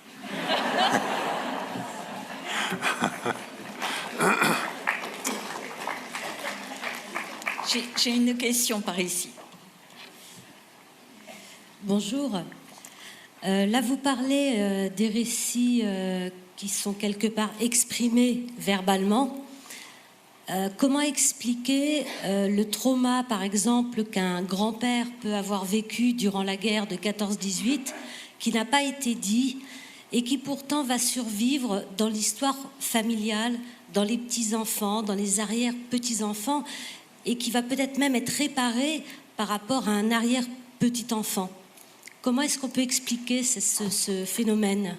Que le grand-père raconte une guerre où il n'a pas été ? Alors que le grand-père, par exemple, vive un traumatisme durant la guerre, par exemple, de 14-18, que ce traumatisme n'a pas été verbalisé, donc n'a pas été partagé avec la famille, et qu'un arrière-petit-fils va quelque part ou réparer, ou alors que l'histoire va se transmettre de génération en génération, alors que la famille n'était pas du tout au courant. Merci pour cette question, parce que elle est, alors là, vraiment, c'est la règle. Quand un homme, une femme connaît un traumatisme, il a du mal ou il ne peut pas en parler à ses propres enfants. Alors qu'il a souvent du plaisir à en parler à ses petits-enfants ou à ses arrière-petits-enfants. Alors ça, c'est une question, c'est un mystère. Et c'est la règle. Quel que soit le traumatisme, j'ai des amis arméniens qui m'expliquent qu'ils ont mon âge et ils ont vu la grand-mère avec une énorme cicatrice d'une oreille à l'autre, c'est-à-dire que un détenu de droit public les prisons avaient été ouvertes pour que les détenus égorgent le plus grand nombre possible de catholiques arméniens, de chrétiens arméniens. Et elle, l'égorgeur, n'avait pas enfoncé, je ne sais pas ce qui s'était passé, il avait simplement fait une énorme coupure et il avait raté les carotides. Et tous les enfants voyaient la cicatrice parce que les Arméniens survivants étaient dans le désert.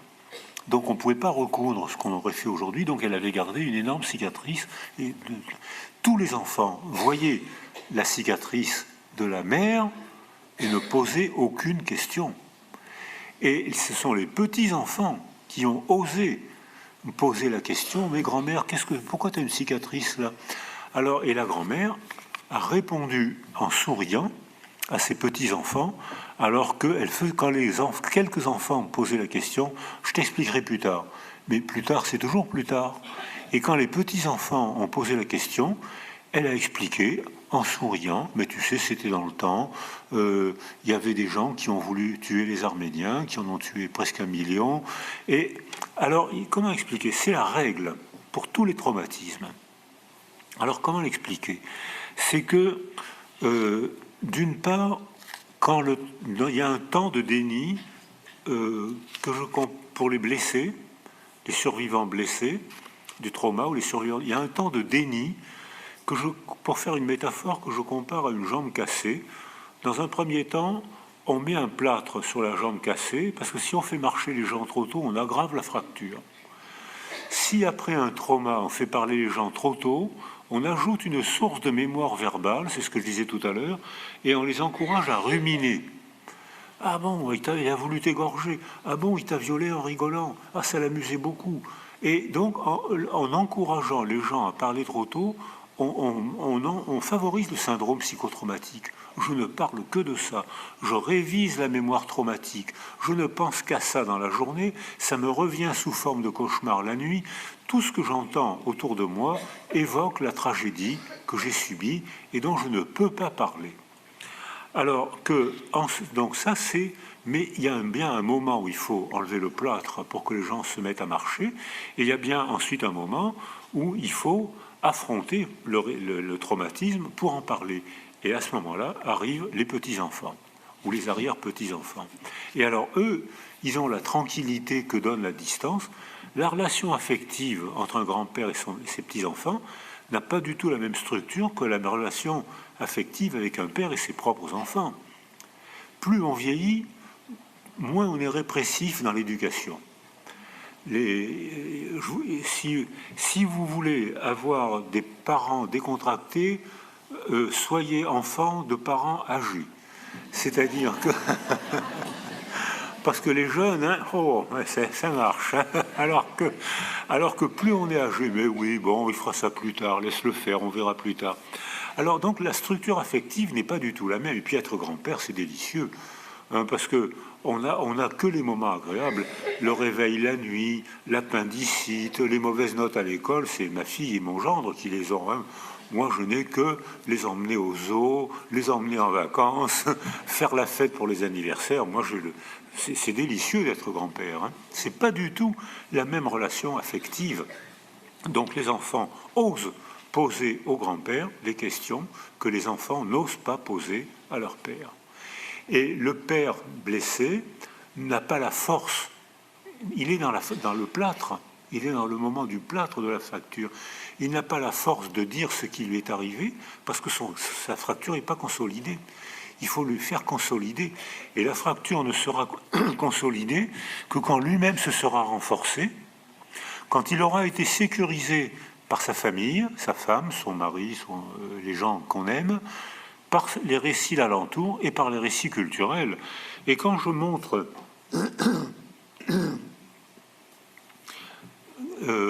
Georges Perec s'est tu pendant 30 ans. Il a été un des premiers à oser parler de la Shoah.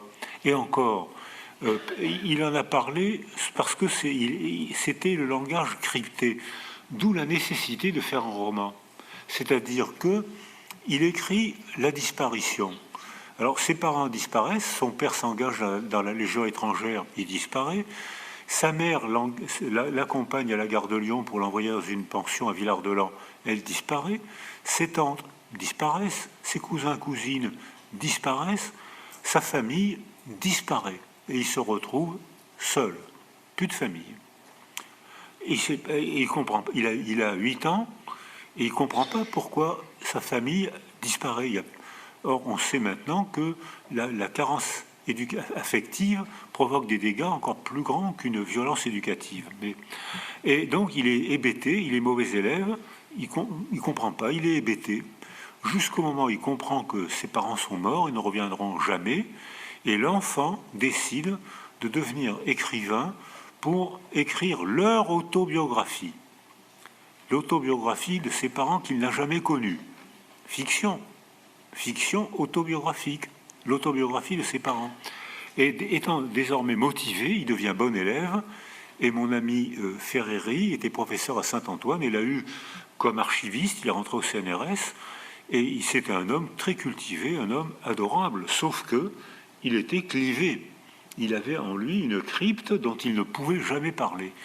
Et pour redevenir entier, il a écrit un roman qui a eu le prix Renaudot et qu'il l'a mis sur une orbite des grands romanciers, des grands scénarios, ceux qui font les scénarios de films. C'est pas scénographe, c'est scénariste de notre époque. Et quand on lit La disparition, comme vous l'avez fait ou comme vous le ferez ce soir, parce qu'il faut lire ce livre, on dit tiens, c'est poétique. Tiens, c'est étrange, qu'est-ce que c'est que ce style? Et on met plusieurs pages pour comprendre que ce qui a disparu, c'est la voyelle E. Et ce n'est que dans W ou Souvenir d'enfance qu'il avoue le procédé crypté, la crypte, le procédé. Il écrit un livre sans la voyelle E pour désigner eux, mes parents disparus. On est dans le langage crypté, la poésie de l'étrangeté, l'expression de soi sous forme de roman. Alors, il dit que c'est un roman, mais en fait, ce roman disait le vrai. Il inventait quelque chose qui disait la vérité. Et la vérité, c'est ce que moi, enfant, j'ai pensé, j'ai ressenti plutôt pendant des années, parce que je ne comprenais pas pourquoi ma famille avait disparu. j'avais 6 ans, 8 ans, 10 ans, j'ai mis des années, dit Pérec, à comprendre pourquoi j'étais sans famille et pourquoi ma famille avait disparu. Et c'est le roman, l'invention, le remaniement, c'est ce qu'on disait ce matin avec les étudiants, c'est le remaniement qui lui a permis de devenir écrivain et scénariste. Donc merci pour votre question, parce qu'elle est source d'étonnement dans les familles. Alors il y a des familles qui le prennent très bien, et il y a des familles qui sont blessées par le silence du grand-père. Pourquoi tu m'en as pas parlé? Et il y a des familles, au contraire, qui découvrent le grand-père. Alors j'ai la même histoire, c'est une femme qui rentre dans la résistance française à l'âge de 15 ans, parce qu'elle ne supporte pas l'occupation allemande. Elle a 15 ans, elle est ouvrière, parce que dans ma génération, les filles allaient à l'usine après le certificat d'études à 12 ans. Et elle restait debout 10 heures par jour à l'usine. Un ouvrier sur 3 était une fille. Et les chronomètres chronométraient le temps où elles allaient aux toilettes pour qu'elles ne restent pas assises trop longtemps. Donc les conditions d'ouvriers et d'ouvrières étaient vraiment difficiles. Elle distribue des tracts, elle fait la gamine, elle a un peu d'argent, elle fait des tracts à compte d'auteur qu'elle distribue, et des gens la repèrent et lui disent non, si tu fais ça, tu vas être arrêté, comme des lycéens ont été arrêtés, sont morts fusillés ou morts en déportation, et des gens lui disent ne fais pas ça, tu vas mourir, viens avec nous, on va t'apprendre comment il faut faire. Ils lui apprennent à tirer au revolver. Arrive un chef de la Gestapo à Villeurbanne. Les gardes du corps se méfient pas de cette grande fille qui arrive, armée, qui tue le chef de la Gestapo. Les compères résistants tirent sur les gardes du corps qui ne tirent pas sur la fille ou n'arrêtent pas la fille pour se protéger eux-mêmes. Elle peut s'enfuir. Elle garde le revolver et le lendemain, elle va dans le village où 30 otages ont été pris et fusillés sans jugement. Et elle se promène dans son village et elle pense, elle a 15-16 ans, et elle pense, cet enfant est orphelin à cause de moi, cette femme pleure à cause de moi, cette ferme ne marche plus à cause de moi, et elle commence une carrière d'auto-agression pour expier sa faute, culpabilité.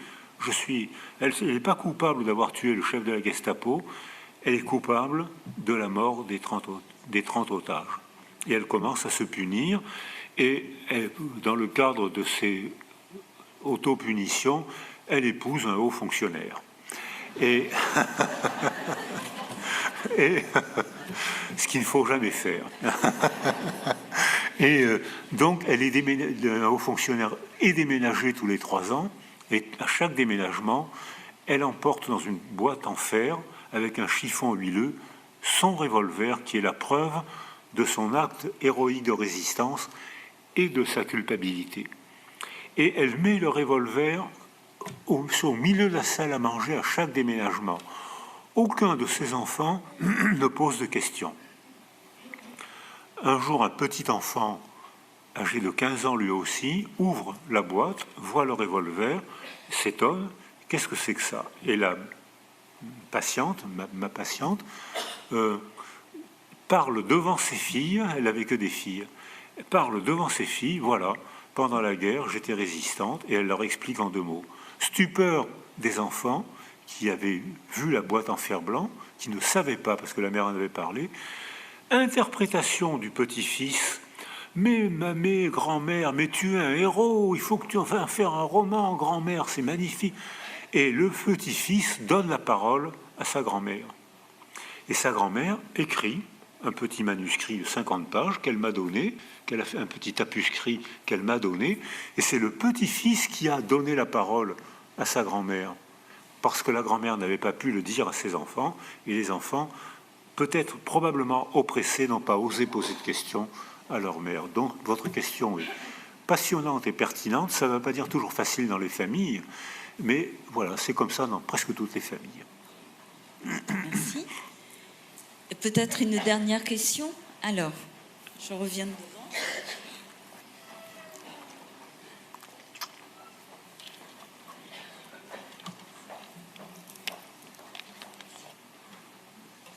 Vous parliez tout à l'heure, je ne sais pas si on m'entend. Parlez fort.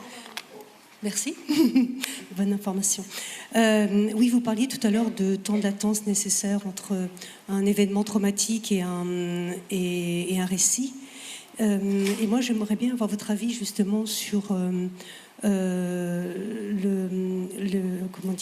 mise en place systématique de groupes de parole après des catastrophes naturelles ou après en tout cas des événements traumatiques, des actes terroristes ou autres. Tout à fait. Alors, c'est ce que font les soldats actuellement qui ont une formation obligatoire à la résilience. Avant le trauma, facteur de protection. Pendant le trauma, une base de sécurité.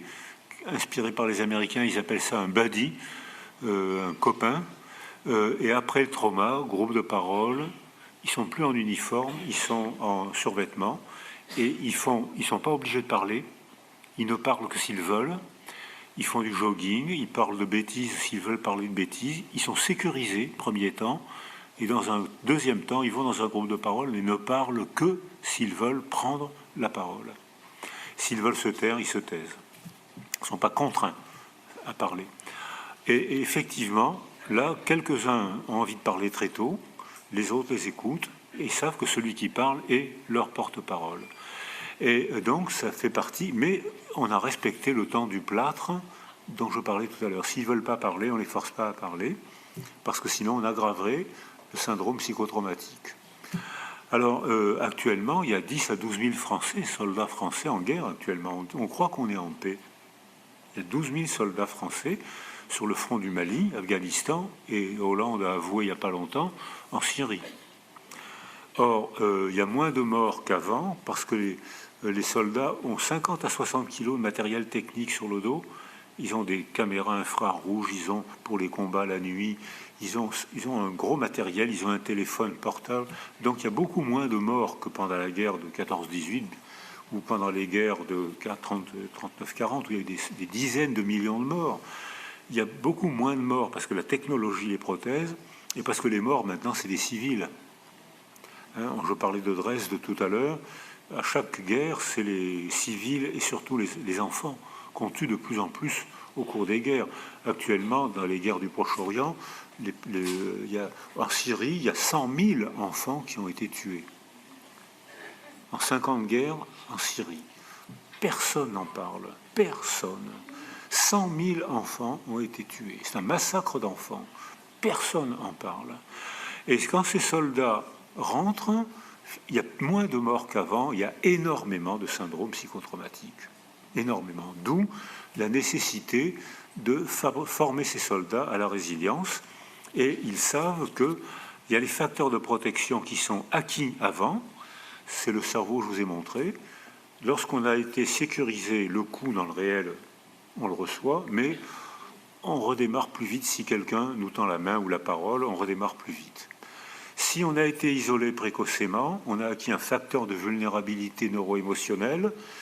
Le coup qui nous frappe, on a du mal à redémarrer parce qu'on a déjà été vulnérabilisé par une défaillance développementale pré-parolière, pré-verbale au cours des premiers mois de notre vie. Et après le trauma, si on fait parler les gens trop tôt, on aggrave le syndrome psychotraumatique, mais dans les groupes de parole.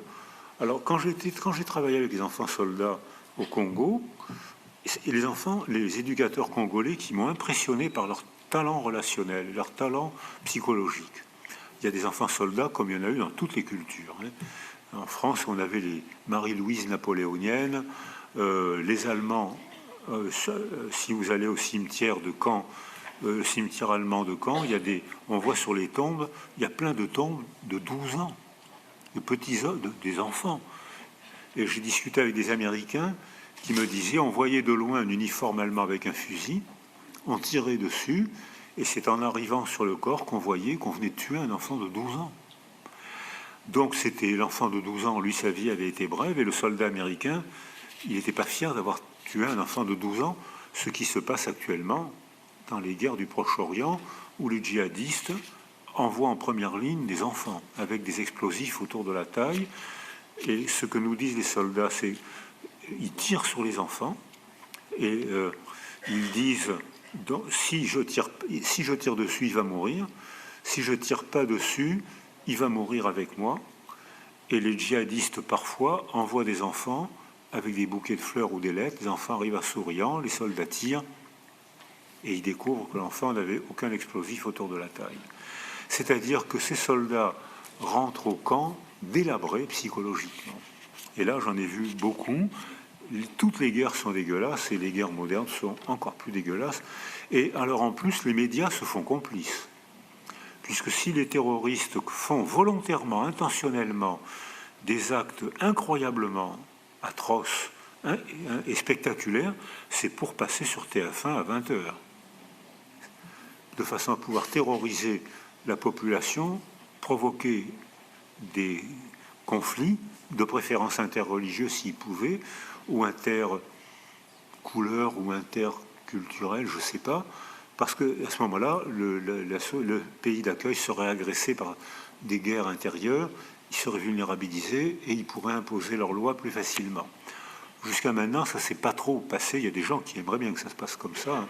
Mais pour l'instant, ça ne s'est pas trop passé, ni en Allemagne, ni en France. Mais il y a des gens qui se laisseraient bien piéger, comme l'ont été les Français, l'armée française pendant la guerre d'Algérie, qui ont répondu aux atrocités par des atrocités, et c'était ce que souhaitait le FLN. Ça permettait d'obtenir l'indépendance totale, alors que sinon, peut-être, il aurait fallu négocier. Donc c'est une intention politique, et les médias se font complices de cette politique en montrant les horreurs à la télévision. Allez, une petite dernière, mais c'est bien parce que c'est vous, hein? Oui, merci beaucoup. Mais vous avez répondu au niveau de l'armée. Je ne sais pas si c'était la question de madame, mais moi, je voudrais dire, sur tous les événements, déraillement, le feu, un attentat, etc., on en voit de plus en plus ce qu'on appelle un SAMU-psy. Et est-ce que ça vous paraît légitime que ce soit tout de suite là, sur l'instant? On entend parler de plus en plus de... Le SAMU-psy. Oui. Cellule psychologique. Oui, merci pour cette question, parce que c'est bien sûr la question logique. Alors, quand c'est un stéréotype, ça devient ridicule. Il y a eu 7000 morts, 200 000 migrants, mais c'est pas grave, on envoie une cellule psychologique. C'est absurde, c'est même ridicule. En revanche, après l'attentat du Bataclan, Xavier Emmanuelli avait organisé, le directeur du SAMU international, avait fait une répétition pompiers, policiers, gendarmes, soldats. Il y a eu beaucoup de morts au Bataclan. Si Xavier n'avait pas été là, il y en aurait eu 3 ou 4 fois plus. L'excellente organisation technique du corps fait que beaucoup de gens ont été sauvés qui n'auraient pas été sauvés s'ils avaient saigné, s'il y aurait une hémorragie de 3 heures, et ben ils seraient morts. Tandis que là, ce dont je témoigne, c'est que il y avait sur le terrain, il y avait des gens, des pompiers, des médecins, il y avait des écrans qui arrivaient à l'hôpital Necker. Il y a une énorme salle avec 5-6 écrans, et il y a l'écran qui filme la catastrophe sur place, et un autre écran comme un GPS. Et le cardiologue ou le pompier dit, ben là j'ai mis 2 dérivations, le gars est en train de faire une insuffisance cardiaque. Alors, fais voir. Hop, il met les 2 dérivations. Le médecin voit sur l'écran apparaître l'infarctus ou l'insuffisance cardiaque. Sur le GPS qui est à côté, écoute, tu as un cardiologue qui est à tel endroit, là où il y a un centre d'accueil qui est à tel endroit, à 2 rues, dis aux pompiers d'aller à telle adresse. Beaucoup de gens ont été sauvés par cette technologie que j'ai trouvée stupéfiante. Il y a eu des morts, il y en aurait eu 4 fois plus s'il n'y avait pas eu cette technologie. Thierry Bobet était responsable, que j'aime beaucoup, je ne veux surtout pas en dire de mal, était responsable de la cellule psychologique. Et il dit, il faut être sur le terrain, mais il ne faut pas forcer les gens à la parole. Il faut être sur le terrain, et comme je disais tout à l'heure, le premier temps, c'est être là. Voilà une tasse de café. Ah ben oui, là vous avez une brûlure, mais c'est rien, allez voir ce médecin. Moi je suis psychiatre, psychologue, on verra après la brûlure, on prend un café, vous allez voir le médecin spécialiste qui va vous mettre, vous rentrerez chez vous après. Les banalités qui sont pour nous des banalités, pour un survivant, je vous affirme que ce n'est pas une banalité. Pour un survivant, c'est un tranquillisant majeur. Quelqu'un est là, me donne la parole, m'a dit, puis voilà mon adresse, voilà, je suis psychologue, je travaille dans tel service hospitalier, ou mon cabinet est à côté du Bataclan, il y avait plein d'amis psychologues, voilà mon adresse. Débrouillez-vous tout seul. Si ça va bien, bravo. Si vous vous débrouillez avec votre ami, votre famille, bravo. Si vous avez une difficulté, voilà mon téléphone. Beaucoup de gens sont rentrés chez eux, beaucoup de gens se sont dépatouillés avec leur famille et leurs amis. Ou beaucoup de gens, la religion, qu'on agresse beaucoup, a eu un facteur de protection très efficace. C'est-à-dire que on a fait des évaluations, les religieux ont redémarré, ceux qui ont une croyance, qu'ils soient musulmans, chrétiens ou peu importe, ceux qui ont une croyance ont redémarré très vite, ont déclenché plus vite un processus de résilience que les non-croyants. Il faudra bien affronter ce problème un jour, il faudra bien réfléchir à ça. Donc on a... mais la faute, mais le progrès qu'il faudra encore faire et qui sera faisable pour une organisation, c'est que beaucoup de gens on disait j'ai besoin de parler, j'ai besoin de comprendre ce qui m'est arrivé, et le psychologue changeait, et 2 heures après il voyait arriver un autre psychologue auprès de qui ils étaient obligés de redire la même histoire, puis de redire la même histoire, et à la fin il disait bon ben là maintenant je me tais, je préfère me taire plutôt que de raconter mon histoire. Donc là il y a une petite défaillance qui sera réparée au prochain attentat, parce qu'il ne faut pas se faire d'illusions, hein. Il y aura d'autres attentats, mais dans ce cas-là, les psychologues auront fait des progrès grâce à Thierry Bobet et grâce à d'autres, hein. Mais maintenant, ils feront comme Xavier Emmanueli au début aussi, hein, les pompiers, les médecins au début, ils ont pas été parfaits du premier coup, hein. Mais maintenant, ils vont faire des progrès. Donc maintenant, il y a eu les évaluations ont été faites par Thierry Bobet. 1 an après l'attentat du Bataclan, il y avait sur une population de traumatisés qui étaient mal, qui ne pouvaient plus travailler, qui ne pouvaient plus parler, qui ne pouvaient plus dormir, qui étaient mal, qui étaient dans une souffrance constante. 1 an après, il n'en restait que 25%. Donc c'est bien. Et Thierry Bobet dit on va augmenter la protection autour de ces 25%, et dans 1 an, il restera 10-15%. Je pense que cela, je ne sais rien, mais j'ai peur que ces 15%-là, on ait du mal à les récupérer. Là, il n'y aura peut-être pas de résilience, mais j'en sais rien, parce qu'il y a tellement de surprises. Ça m'embête de dire ça, mais on peut le craindre quand même. Mais enfin, il y aura quand même eu 85% d'excellents résultats. Merci à vous.